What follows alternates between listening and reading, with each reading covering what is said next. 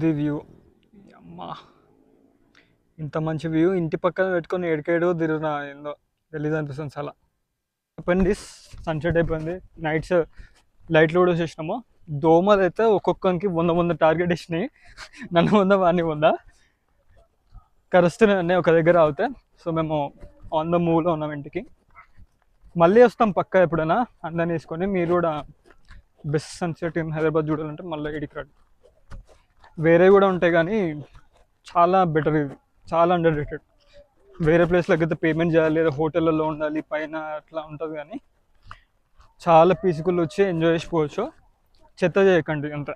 చెత్త చేస్తేనే మొత్తం ప్రాబ్లం.